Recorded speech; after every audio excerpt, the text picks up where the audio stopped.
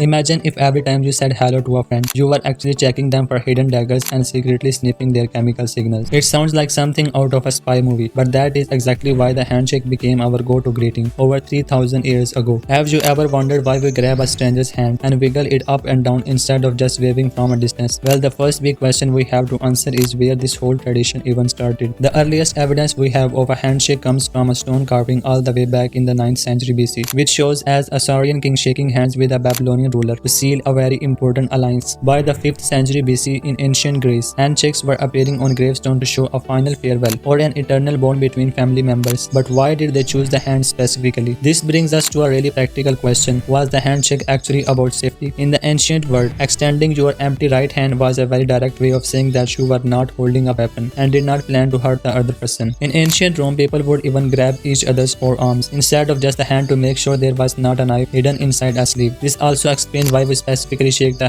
hand up and down. Historian believes that medieval knights would shake hands vigorously to force any hidden daggers or small weapons to fall out of the other person's clothing and onto the ground. So if we do not have to worry about hidden swords anymore, why does a handshake still feel so much more personal than a simple nod? The answer to this question is hidden deep inside your brain and involves a special chemical called oxytocin. Scientists often call oxytocin the bonding hormone because it helps us build trust and feels a sense of connection with other people. When you touch hands with someone, your body releases a burst of this chemical, which helps you feel more comfortable and ready to collaborate. This is why research shows that people who shake hands before a big negotiation or a business meeting are actually more honest and much more likely to reach a deal that makes everyone happy. But here is the weirdest question of all. Are we actually using handshakes to sniff each other? It sounds gross, but studies have found that after we shake someone's hand, we unconsciously bring our own hand up to our nose to get a whiff of that person's chemical signal. We do this without even realizing it, and we do it about twice as often after a handshake than we normally do. Just like other animals, we are using these social chemicals to figure out things about the other person, like how stressed they are or how much power they have in the room. So how did this move from being a weapon check to being a polite way to say hello? You can actually thank a group called the Quakers in the 17th century. Back then, people used to bow or tip their hats, but the Quakers thought these gestures were too formal and that everyone should be treated as equals. They popularized the simple hand clap as a way to show that no one was better than anyone else, and by the 1800s, it became the global standard for being polite. This leads us to our final question. Is the handshake finally going to disappear after everything we have been through recently? During the pandemic, many of us switched to elbow bump or waving from a distance to stay safe, and some experts think we might never go back to handshakes being the only way to say hello. However, most researchers believe the handshake is so deeply weird into our biology and our history that it will probably stick around for another 3000 years. Even if we accept new ways to greet each other, that physical touch remains one of the most powerful tools we have built human trust. Next time you shake someone's hand, just remember that you are participating in an ancient ritual that is part weapon checking, part chemical scan, and part brain hug.